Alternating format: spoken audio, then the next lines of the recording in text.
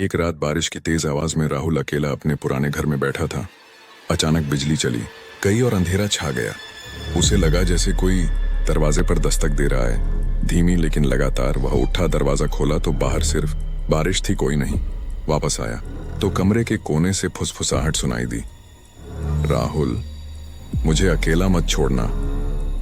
उसकी पीठ पर ठंडी सिहरन दौड़ गई, क्योंकि वह आवाज उसकी मृत मां की थी, जो 10 साल पहले इसी घर में गुजर चुकी थी। वह डरते डरते बिस्तर पर लेट गया, लेकिन नींद नहीं आ रही थी। आधी रात को उसे लगा कोई उसके पैर पकड़ रहा है, धीरे धीरे ऊपर की तरफ खींच रहा है। उसने चादर हटाई तो पैरों के पास कोई छाया नहीं थी, लेकिन फर्श पर खून के निशान थे, वही निशान जो उसकी मां की मौत के समय बने थे। वह चिल्लाया, कौन है? तभी आईने में उसकी अपनी आंखें नहीं बल्कि उसकी मां की आंखें दिखीं और आईना टूटने लगा। राहुल ने आईने की तरफ हाथ बढ़ाया, लेकिन जैसे ही छुआ उसकी उंगलियां आईने के पार चली। कहीं तो एक ठंडी चिपचिपी हवा ने उसे खींच लिया, जैसे कोई हाथ उसे अंदर घसीट रहा हो। उसने जोर से चीखने की कोशिश की, लेकिन उसकी आवाज बाहर नहीं निकली, बल्कि आईने के दूसरी तरफ से उसकी अपनी चीख गूंजी।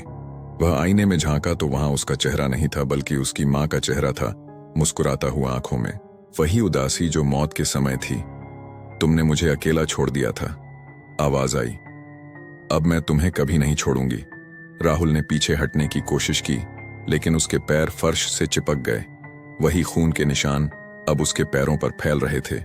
वह गिर पड़ा और कमरे की दीवारें सिकुड़ने लगीं, जैसे घर ही उसे निगल रहा हो। बाहर बारिश थम चुकी थी, लेकिन अंदर एक नई तूफान शुरू हो गई थी। राहुल ने आखिरी बार कोशिश की, फोन उठाया, लेकिन स्क्रीन पर सिर्फ एक मैसेज था, मैं घर में हूं, तुम मेरे साथ हो। उसने दरवाजे की तरफ देखा, दरवाजा खुला था, बाहर सड़क पर रोशनी थी। वह दौड़ा, लेकिन जैसे ही बाहर निकला उसे एहसास हुआ कि सड़क नहीं बल्कि वही कमरा था। आईना टूटा हुआ, बिस्तर पर उसका अपना शव पड़ा था, आंखें खुली हुई, मुंह से वही फुसफुसाहट, मुझे अकेला मत छोड़ना। राहुल अब घर का हिस्सा बन चुका था। हर रात बारिश में कोई नया मेहमान आएगा और कहानी दोहराएगी, लेकिन याद रखना, अगर तुम कभी उस घर के पास से गुजरे और दरवाजे पर दस्तक सुनी, मत खोलना, क्योंकि ट्विस्ट ये है, अब वो तुम्हारा इंतजार कर रहा है।